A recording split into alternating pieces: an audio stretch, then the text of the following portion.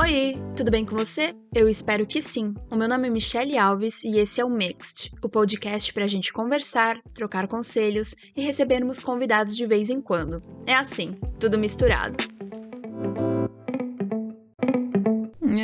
Gata, tô gravando esse episódio em feriado de carnaval, terça-feira. É feriado pra vocês que estão no Brasil, né? Eu aqui tive um dia normal, inclusive esse é o último episódio em que vocês vão me ouvir reclamando da minha dissertação do mestrado, porque na quinta-feira eu entrego. Faltam 2 dias do dia que eu tô gravando esse episódio, mas no dia que você tá ouvindo, se for no mesmo dia que o episódio saiu nas plataformas, é hoje, gata, que eu tô entregando a minha dissertação depois de 1 ano e meio de mestrado. E é muito louco, assim, só uma rápida retrospectiva, até pra eu lembrar disso, sei lá, daqui a algum tempo. É muito doido pensar que eu, um dia, não sabia inglês. Pior ainda, achava que eu nunca ia conseguir aprender. Se um dia eu aprendesse, eu achava que seria o básico e as pessoas iam ainda ter dificuldade em me entender. Hoje eu tô aqui fazendo um mestrado, finalizando uma dissertação que tem 70 páginas e o negócio é todo em inglês. Defendendo, né? Quer dizer, eu vou ter que defender ela daqui a algum tempo em inglês.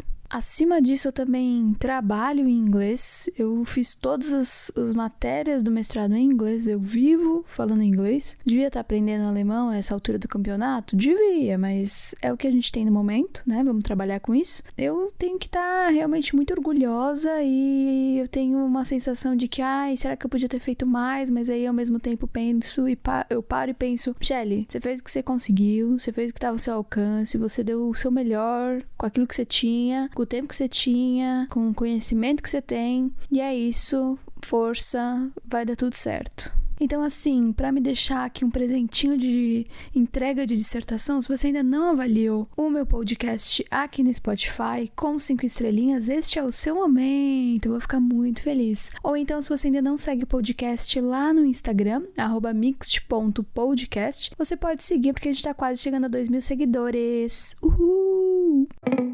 Bom, agora voltando ao carnaval, né? Não sei qual é a sua relação com o carnaval. Quero muito saber como que você gastou aí o seu carnaval, como que você passou o seu carnaval. Se foi no bloquinho, se foi em casa, se foi maratonando série, se foi fazendo dissertação que nem eu, indo pra academia ou sei lá, quero muito saber. O meu foi fazendo dissertação e cozinhando em casa e passando um tempo normal de final de semana, porque não mudou nada, na verdade. Minha vida continuou normal. E eu acho que mesmo se tivesse feriado ou sei lá, se eu estivesse no Brasil, não sei se eu iria pular carnaval em algum lugar. Agora que vira polêmica, eu já fui em bloquinho uma única vez na minha vida, em 2020, pouco antes da pandemia, e eu detestei. Eu detestei, gente. Desculpa quem ama. Sim, eu entendo, sabe? Eu entendo. Eu não gostei, mas eu entendo quem gosta, porque eu acho que tem muito a ver com ser extrovertido, introvertido, em gostar de estar ao redor de muitas pessoas ou não. Eu tenho um negócio que, assim, eu só vou pra multidão quando é algo que vale muito a pena. Tipo, sei lá, o meu artista preferido, alguma coisa nesse sentido. Nem balada muito cheia, eu acho que não vale muito a pena, assim, porque, é só uma música que tá tocando lá, a menos que, sei lá, seja um DJ super famoso, ou enfim. Se não, é meio que, tipo, várias pessoas juntas em um lugar que às vezes, sei lá, eu com as minhas amigas em casa, a gente pode dançar igual e pode ser tão legal quanto, sabe assim? Porque eu não gosto desse vucu-vucu, eu não gosto de muita gente junta. E no bloquinho que eu fui em 2020, era um bloquinho normal de rua, foi em Florianópolis, vi muitas coisas legais, assim, banda bacana e tal, mas esse negócio de muitas pessoas juntas não é uma coisa que eu curto. E aí também tem o lance de fazer xixi, né? Meu Deus, eu tô toda hora querendo fazer xixi. E já ir pra uma festa que só tenha banheiro químicos, assim, como tipo o caso de, sei lá, festival e tal, eu já fico um pouco mal. Eu vou falar, eu já fico um pouco putz. Mas, né, vamos. Agora, assim, na rua, que você, tipo, sei lá, tem que pagar pra ir em algum lugar, ou no meio da muvuca, você, às vezes, tipo, não quer se dispersar das pessoas que estão com você, e aí você acaba tendo que ficar segurando o xixi por horas. Ai, não, pra mim não dá. Não dá. Eu prefiro fazer um bloquinho em casa, com as pessoas que eu gosto, ou simplesmente ficar embaixo da coberta e comer algo gostoso, e esse, pra mim, é o carnaval perfeito. chato. Mas uma coisa eu tenho curiosidade, eu gostaria de ver, tipo, desfile de escola de samba ao vivo, eu acho isso bacana, essa parte do carnaval eu acho muito bonita, acho que representa muito do Brasil e tudo mais. Queria muito ver Olinda também no carnaval, mas aí, tipo assim, eu queria ver... Ai, é complicado, né? Porque como é que eu vou querer ir nesse lugar e não querer ver gente? Aí não dá, né, Michelle? Aí não dá. Talvez eu veja só pela TV mesmo e é isso. Uma coisa que eu perguntei lá no Instagram do Mixed pra gente interagir um pouco foi em relação a, no carnaval você, bebe até cair, bebe álcool e intercala com água, não tem mais idade pra beber ou não bebe álcool. E eu fiquei bem surpresa, tá, com esse resultado, porque assim, 7% só disseram que bebe até cair, 35%, maior porcentagem, disse que bebe álcool e intercala com água, 27% disse que não tem idade pra beber mais e 31% disse que não bebe. Ou seja, a maioria da galera não bebe. E eu vou falar pra vocês que eu consegui relate, assim, eu consegui entender. Porque, cara, quem me acompanha há algum tempo, e eu detesto quando as pessoas falam isso, quem me conhece sabe, mas é meio que nessa vibe. Eu há muito tempo sempre gostei, tipo, cara, eu adoro tomar cervejas boas, eu adoro tomar vinhos gostosos, eu adoro apreciar, assim como eu gosto de apreciar um café, enfim, uma comida boa e tal. Eu acho que nesse sentido eu gosto muito de beber uma cerveja, um vinho e tal. São as minhas duas coisas preferidas. Eu não gosto muito de destilados e tudo mais. Drink, assim, são bem poucos que eu gosto, porque a maioria das vezes eu acho tudo muito doce sempre. Mas, de um tempo pra cá, mais especificamente do começo do ano, ali começo de janeiro pra cá, eu venho anotando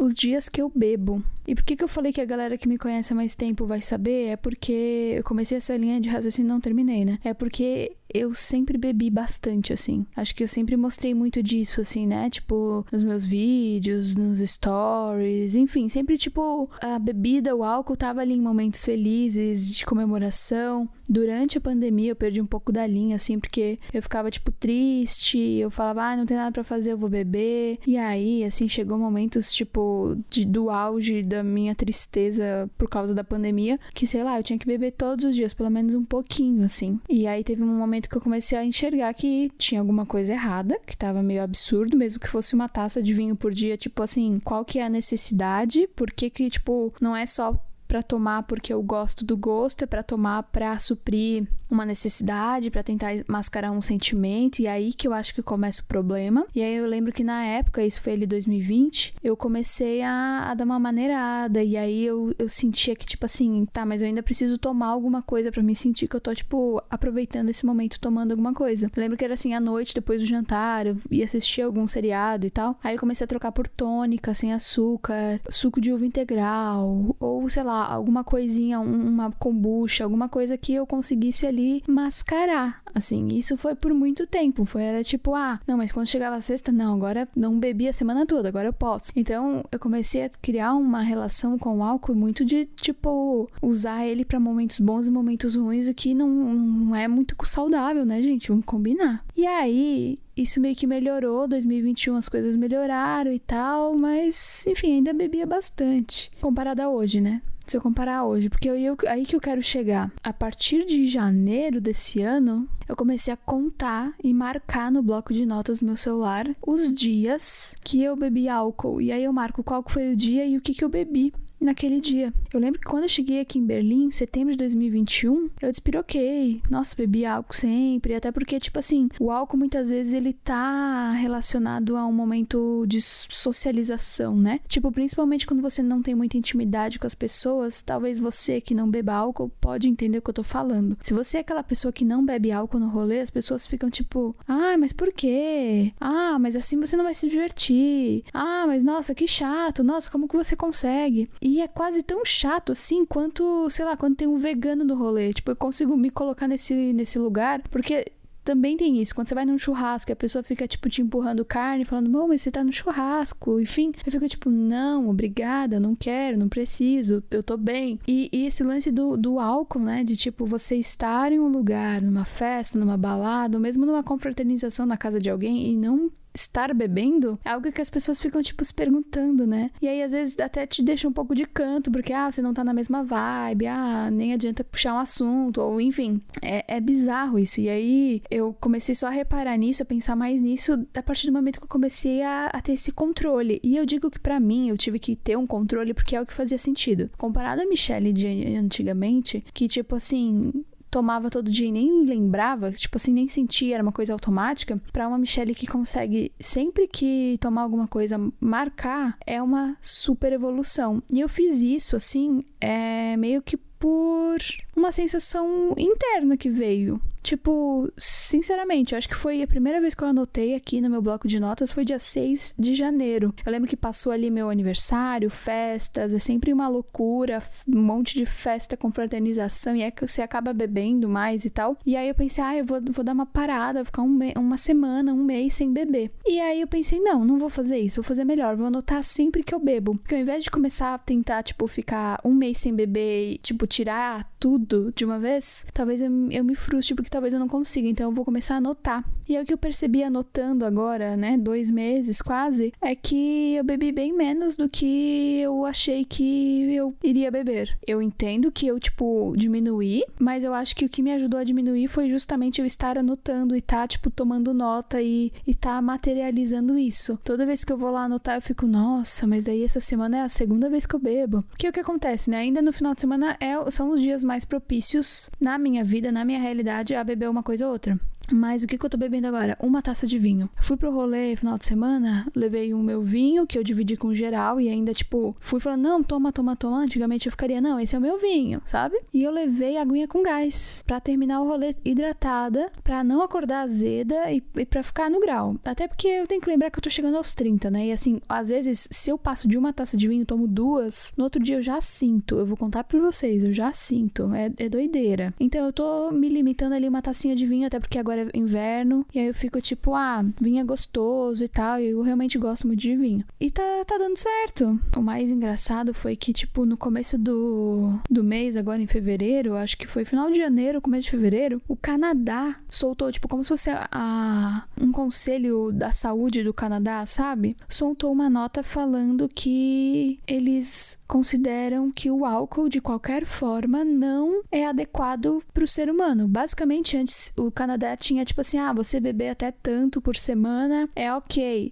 Agora eles falaram que não, que a única quantidade segura de álcool é 0, ou seja, nenhuma gota. Eu vou ler um negócio aqui que eu encontrei, porque aí isso me fez pensar muito, assim, porque, tipo, eu já tava ali marcando o tanto que eu consumo e tal, e aí veio esse lance do Canadá falando sobre a quantidade recomendada de álcool e tal, que uma pessoa pode... Sabe esse lance meio que, tipo, da OMS, esse lance da pirâmide alimentar, quanto você tem que comer de tal coisa, tipo, meio que um senso comum da galera? Então, no Canadá agora, basicamente, tipo, qualquer gota de álcool que você ingere é não saudável. E parando pra pensar, é isso mesmo, né, gente?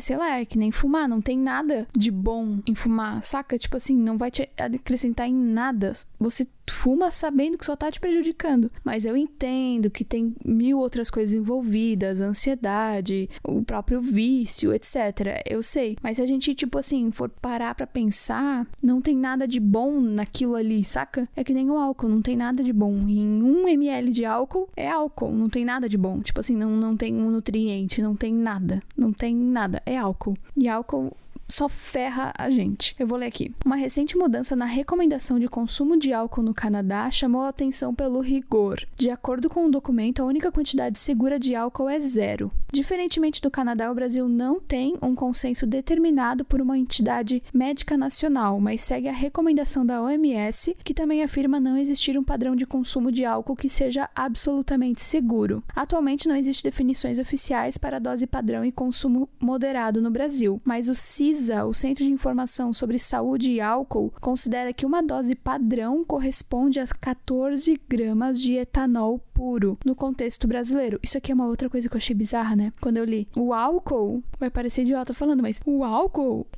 nas bebidas, ele é álcool. saca? Tipo, ele é etanol. Eu nunca tinha pensado desse jeito, é tipo tomar etanol. Mano, isso deu um negócio na minha cabeça, porque eu entendo que, daí tem a água, tem, às vezes, um sabor, etc, dependendo do que você tá, né? Tipo, quando é uma cerveja, tem cevado, tem malte, enfim.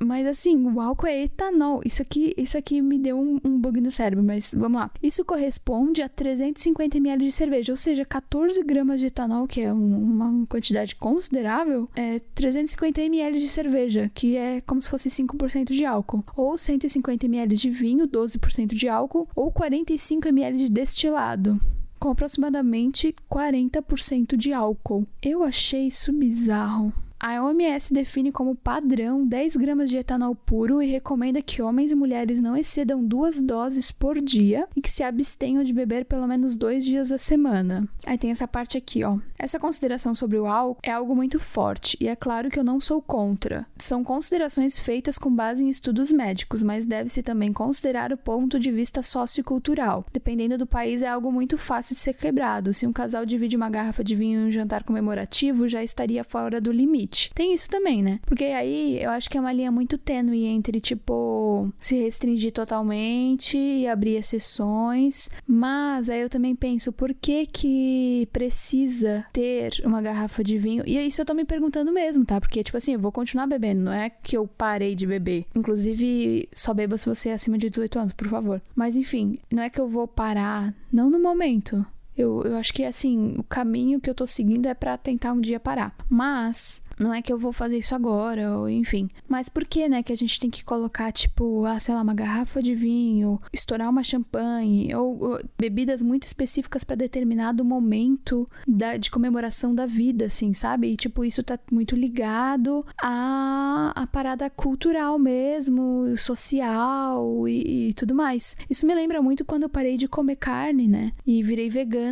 Isso lá em 2016, porque até então, culturalmente e socialmente, a minha família todo domingo fazia um churrasco. E aí, a partir do momento que eu não participava mais disso, da mesma forma, isso também abalou, de certa forma, não só a mim, mas aos meus pais, que tiveram que entender o que eles podiam fazer pra mim agora. E, enfim, foi um processo, tipo, até acostumar com toda essa novidade e tudo mais, principalmente pra eles. Então, assim, eu entendo esse lado também sociocultural, porque isso é uma coisa que tá muito enraizada, né, na gente como sociedade, em ter sempre algo ali junto pra comemorar e tal. Mas falando de uma pessoa que, tipo, fazendo aqui uma analogia com o veganismo, com a carne, com algo que eu comia sempre e parei. É possível, saca? É possível você manter uma vida social, é possível você se sentir parte daquele lugar, daquele rolê, daquela coisa.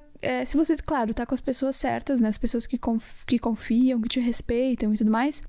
Mas isso leva um tempo. Então, acho que isso é meio que a sensação que eu vou ter, de repente, com o álcool, quando eu quiser realmente parar completamente. Nossa, eu fui longe, né, com esse assunto do álcool, mas é porque eu queria muito falar sobre isso há algum tempo e eu não sabia como, mas a gente tá aqui pra falar sobre coisas que estão na nossa cabeça, não é? Outros 2 pontos só, e os últimos que eu queria pontuar sobre isso, é que no final do ano passado, quando eu fui pro Brasil, na verdade, setembro de 2022, eu fiz exames, tipo um check-up e tal, porque aqui na Alemanha, gente, o SUS é tudo na vida dos brasileiros, pelo amor de Deus. Aqui na Alemanha, você paga um plano de saúde mensal, que não é barato, e ele é um plano de saúde público, e por mais que esteja incluso aí várias coisas, consultas, remédios e tudo mais, eles não têm muita medicina preventiva. Então, o que significa? Eu fui no médico, pedi uma bateria de exames, e ela ficou me olhando, tipo, com cara de por quê? Sendo que naquela época eu ainda tinha 28 anos, e ela disse que os check-ups em mulheres na Alemanha só começa a ser feito anualmente a partir dos 35 anos, e a menos que eu tivesse uma doença ou alguma coisa que eu pudesse comprovar, ela não iria falar para eu fazer os exames, mas se eu quisesse eu poderia pagar esses exames separadamente. Isso lá, tipo, em agosto, quando eu fui, eu pensei, não, eu vou pro Brasil, vou pagar um exame no Brasil que em real vai sair muito mais barato do que euro. Realmente, saiu. Mas eu fiquei passada, porque, tipo assim, como assim, sabe? Eu que tava acostumada no Brasil fazer todos os anos um pouquinho de check-up ali pra ver como estavam as coisas, fiquei desesperada. A primeira coisa que eu fiz quando cheguei no Brasil foi fazer exame de sangue. E aí eu descobri várias coisas. Descobri que meu cortisol tava super alto, ou seja, vivia estressada. Descobri que meu triglicerídeo tava super alto também. E aqui, só um pouco fora do assunto, mas nem tanto, só pra você entender o contexto, eu acho que eu tenho um problema com triglicerídeos, assim, genético, porque desde pequena, desde, sei lá, os meus 8 anos de idade, eu lido com esse lance de ficar tendo que comer de certa forma e, enfim, cuidar com carboidrato que eu como e tal, porque eu tenho uma tendência a ter um triglicerídeo mais alto do que outras pessoas. Eu sei, eu não queria ter puxado tantas outras coisas dos meus pais, mas tem umas coisas que a gente puxa que não, né? A gente se pergunta por quê? Pra quê? Meu pai sempre teve problema com triglicerídeo alto e tal, então desde pequena eu tenho que comer de uma certa forma e cuidar com as coisas e tal. Mas é meio que tipo, principalmente depois da pandemia, depois dessa coisa de ter vindo pra Berlim e tal, esqueci disso, sabe? Como eu falei antes, bebi um monte, comia de coisas tipo assim, fora, não pensava muito e tal. E eu não tô nem falando de estética, tá? Eu tô falando de saúde realmente. E aí, fiz os exames no Brasil, meu triglicerídeo tava altíssimo, assim, tava tudo descontrolado. Eu pensei, meu Deus, o que eu tô fazendo na minha vida? Eu desesperei. Aí eu fui pra nutricionista, levei os exames e a gente começou a fazer um plano alimentar em relacionado a isso, pra que, tipo, abaixasse o triglicerídeo, o cortisol e aumentasse vitaminas que eu tava precisando e tudo mais. E aí eu voltei pra médica agora no final de janeiro e meu triglicerídeo baixou, ele já tá perfeito. Eu fiquei tão feliz. E aí uma das coisas que minha nutricionista apontou é que álcool é puro carboidrato. E eu, como já tenho triglicerídeo alto, se eu ficar tomando álcool acima do carboidrato que eu já como no meu dia a dia, porque a gente precisa de carboidrato pra viver, pelo amor de Deus, não tem como. Se eu ainda, tipo assim, como meu carboidrato normal e bebo álcool como eu tava bebendo antigamente, muito provavelmente que isso ajude bastante o meu triglicerídeo a aumentar. E aí, como eu diminuí bastante nesses últimos tempos, ele já deu uma diminuída. Então, mais um motivo aí que me faz, de repente, repensar também os meus hábitos em relação ao álcool, porque também um outro ponto, e o último ponto sobre isso, é que eu sinto que o álcool, ele piora ainda mais os meus níveis de ansiedade. E isso tá meio claro, assim, tipo, eu entendo isso também com a cafeína e tal. Só que café pra mim é muito difícil minimizar, porque eu amo café com todas as minhas forças, mas quem sabe um dia eu tô aqui falando que eu diminui o café, né? Não, é este momento agora, é aquela coisa, eu sei, mas eu não me sinto preparada ainda pra mudar. A gente faz o que pode, uma coisa de cada vez. Mas eu sinto que se eu bebo muito álcool, sim, a minha ansiedade, ela piora. Falando em ansiedade, eu vou dividir um negócio muito pessoal com vocês, é que faz umas 2 semanas que eu fui diagnosticada com ansiedade patológica. Você deve estar se perguntando, o que é isso, Michelle? Basicamente, assim, numa frase que talvez fique bem claro para você entender, ansiedade para mim não é um estado de sentimental, emocional, físico, assim, não é tipo, eu estou ansiosa hoje. Ansiedade para mim é meio que uma patologia, então ela tá sempre comigo. Meio que tipo assim, não é que eu estou ansiosa, eu sou uma pessoa ansiosa, sabe? Eu já sou tão ansiosa sempre, parou de ser só um sentimento, uma sensação, e é uma característica minha. E vai ter momentos da minha vida que eu vou estar mais ansiosa, momentos que eu vou estar menos ansiosa, mas sim, eu sou uma pessoa ansiosa. E isso já era um pouco que eu, tipo, imaginava e tal, mas quando você tem ali um negócio atestando, fica meio pesado, né? Dá um... Eita! Você fica pensando, assim, 1000 coisas na cabeça e passa um filme, e aí você fica, meu Deus do céu, por que eu vivo estressada? Por que eu me importo tanto com as coisas? Por que eu sou tão ansiosa? Mas tem coisas que realmente não tá sob nosso controle. E a minha terapeuta falou que, tipo, o álcool é uma das coisas que pode piorar. Outras coisas que também pode piorar é cansaço físico. Então, quando eu me canso muito fisicamente, sei lá, eu passei por mudança, por 1000 coisas nessas últimas semanas que eu tava me sentindo muito cansada fisicamente também. Isso piorou bastante a minha ansiedade. E meio que os sintomas da minha ansiedade, eles vão mudar de acordo com o que eu tô vivendo e tudo mais. É uma coisa complexa, eu não quero estar aqui falando bosta, mas eu só tô falando da minha experiência, sabe? E de repente, se tem outra pessoa que já foi diagnosticada com ansiedade patológica, eu gostaria muito de saber, porque eu joguei no Google e assim, metade dos resultados me deixaram mais preocupada e metade deles eu não entendi. Então, se alguém puder compartilhar a sua experiência, eu vou ficar muito feliz. Manda lá pra mim na DM do Mixed Podcast no Instagram, por favor. Nossa, hoje eu falei de várias coisas assim e na verdade tudo se resumiu muito ao álcool e ao carnaval e a minha ansiedade. Será que ficou meio down, gente? Eu espero que não, mas é que eu acho que faz parte, né? Faz parte. Nem sempre as coisas pela qual a gente conversa, fala, pra pensar, vão ser alegres, felizes e com finais felizes também, né? Eu já tô numa fase, numa 9ª semana deste podcast, que eu já me sinto tão amiga de vocês. Falo coisas aqui, trago coisas aqui que eu não levo em nenhuma outra plataforma e eu sinto que vocês, sei lá, são as pessoas que mais me conhecem na internet, dentre todas as pessoas que me conhecem nas outras plataformas. Então, obrigada por isso. Pra gente terminar, eu vou ler um pedido de conselho no quadro Me Ajuda, que a gente ainda não tem uma vinheta, né? Por favor, me ajuda a pensar numa vinheta. Eu tive uma ideia, eu vou compartilhar aqui, vocês me falam também o que vocês acharam. E se você toparia participar, já me manda o seu áudio pela DM do Instagram. É isso, vou jogar na roda. Se gostou, já manda seu áudio. Eu queria juntar várias de vocês falando me ajuda. Tipo, e fazer uma vinheta. Me ajuda, me ajuda, me ajuda, me ajuda. Sei lá, alguma coisa assim, sabe? Com vozes diferentes. Meu Deus, seria tudo. Então, se você quiser participar, nem falar nada. Só me manda uma DM com me ajuda que eu já vou entender que você topa que eu use a sua voz aqui pra vinheta desse quadro aqui no podcast. Vamos lá. Desde a minha infância e adolescência, eu repetia pros 4 cantos que eu sonhava em morar fora. Mas depois de 2 intercâmbios, ambos pros Estados Unidos, eu mudei de ideia. Senti muita falta de estar no Brasil e viver o Brasil. E decidi que morar fora não era mais pra mim. Só se eu fosse fazer um mestrado ou sair pra viajar. Acontece que há pouco tempo eu comecei a namorar uma pessoa que sonha em morar fora. E ouvir ele falar disso, super apaixonado, me fez voltar a ter essa vontade também. Acontece que por trabalhar na área de tecnologia, para ele é fácil, entre aspas, conseguir emprego lá fora. Já para mim, que sou jornalista, é praticamente inviável ter algo do mesmo nível que eu tenho no Brasil. De qualquer forma, eu tô num caminho de investir em criação de conteúdo e sei que isso me possibilitaria não me prender a um endereço. Mas fazer publi à distância para gastar em euro é complicado, né? É, amiga.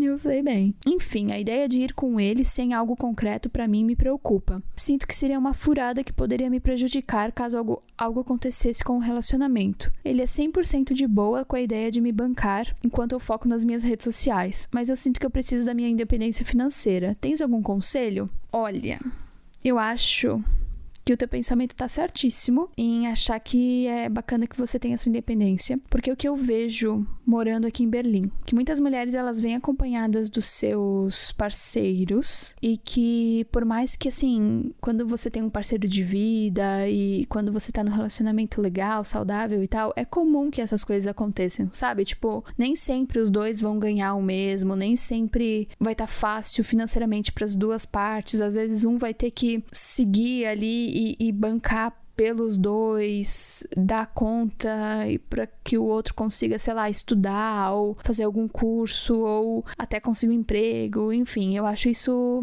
normal, eu acho que isso faz parte. Quando você tá nessa situação de estar dependente financeiramente do seu parceiro, da sua parceira, eu acho que pega mais ainda, porque, tipo, você já é dependente dessa pessoa de muitas formas, emocionalmente, porque assim que vocês chegam é só vocês dois, vocês não conhecem ninguém, a rede de apoio de vocês ainda não foi criada, você tá longe da sua família, então ser dependente de várias formas, eu acho que nos coloca numa posição de, meu Deus, essa pessoa pode fazer o que ela quiser comigo, porque, tipo, eu tô aqui, sabe? Eu não tenho mais nada, eu preciso dessa pessoa e, enfim, pode ser que isso traga alguns gatilhos e não te faça bem mesmo, eu entendo super. E eu acho que é super normal esse sentimento. Mas eu acho que também, talvez, você poderia abrir um pouco a cabeça em relação à mudança de carreira. Se realmente é uma vontade sua de vir morar no exterior e jornalismo, de repente, não é algo que tu vê que seja uma boa ideia pro país que você estiver indo e tal, por que não, de repente, um copy que faz sentido com jornalismo, sabe? Escrever pra internet, ou algo relacionado a marketing digital, já que tu já cria conteúdo, e continua, sabe? Focando no teu conteúdo, focando nas coisas que tu cria, principalmente se isso te faz feliz, se te faz bem, eu acho que é o que importa, sabe? Mas tenta pensar um pouquinho fora da caixa também, de como que tu poderia transformar essa tua paixão pelo jornalismo em algo que talvez esteja mais em alta aqui fora. E essas outras profissões que eu citei pra ti, principalmente marketing digital, copy, content creation, etc., faz muito sentido e tem muita gente contratando. Você tem que saber o inglês e tudo mais, mas eu acho que pode ser uma opção. Sabe? E de repente você estudar aqui enquanto você também tá procurando um emprego, alguma coisa que também te faça se sentir mais útil, ocupar o teu tempo aqui fora. Eu acho que pode ser muito legal. E eu espero que vocês sejam muito felizes. Vocês parecem uns fofos, porque eu fui stalkear. Eu sou dessas. Pode ser que dê muito certo, mas pensa nisso, assim. Pensa em como você poderia ser um pouco mais independente nesse sentido, mas também não fica tão bolada, sabe? Aceita um pouco da ajuda, mas já pensando no plano B, plano C, entendendo que pode ser que agora pra ele esteja mais fácil, mas pode ser que daqui a algum tempo você esteja bancando ele por algum tempo, porque ele precisou, sabe?